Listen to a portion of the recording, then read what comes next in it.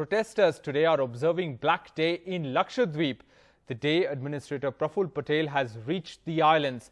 People at their homes are wearing black or marking their house with a black flag, protesting against the alleged anti-people draft order by the administrator. Let's go across to Sneha Merikoshi joining us from Thiruvananthapuram. Sneha, what's the latest situation there in Lakshadweep?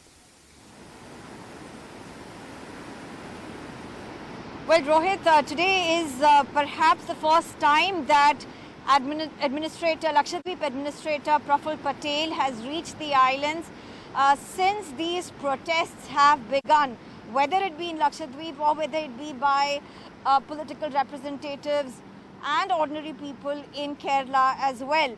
So this is perhaps an important day. He was greeted by people either who were wearing black or were holding black flags, all of them at their home. We must remember there's a lockdown which is underway in Lakshadweep, so it's not like large numbers are coming out, but people are observing these protests at their homes or within their family groups. We can see these visuals of people holding placards, and these are demands that one, these controversial orders which people have been opposing should be withdrawn, and two, the administrator should be recalled. Now, what are these orders? These orders range from various aspects. One, whether it be about the extreme powers which are given to the administrator in the name of development. People worry about the land grabbing which may happen in the name of development, or whether it be about tampering with the traditions and cultures,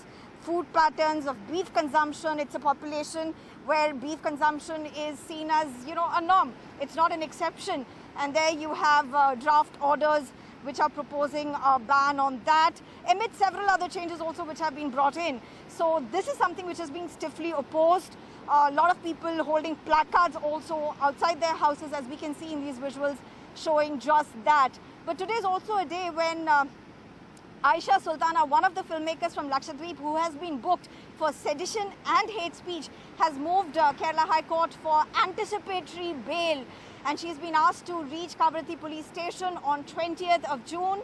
And she has gone ahead in the anticipatory bail, and she has stated that there is no case that the statement that the applicant, which in this case is Aisha Sultana, made created any disaffection towards the government, or there was any imminent violence sparked by the words. So it doesn't fall under the category of sedition. She goes on to say that she's been falsely implicated in the case with ulterior motives. The case of sedition and hate speech was taken after she made references to bioweapon being used by Centre during a panel discussion in a regional channel, while trying to explain the point about how from zero COVID-19 cases in the first wave, it's now rampant COVID-19 cases and a lockdown in place, alleging that the SOPs brought in are diluted by the administrator against the demands of the people with respect to quarantine is something that people have been opposing. But of course, the use of bioweapon becoming controversial. The BJP chief of Lakshadweep had gone ahead and filed this case before the police,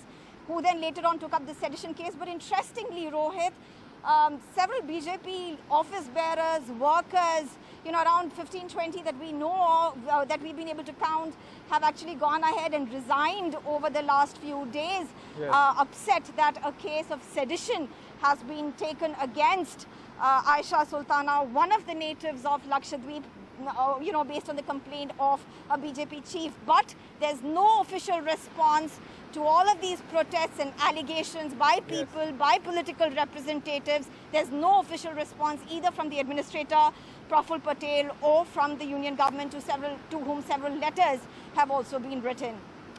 All right, Sneha Koshi reporting that there's no official response to these protests yet in Lakshadweep. Sneha, we leave it there. Thanks very much for joining us with those details.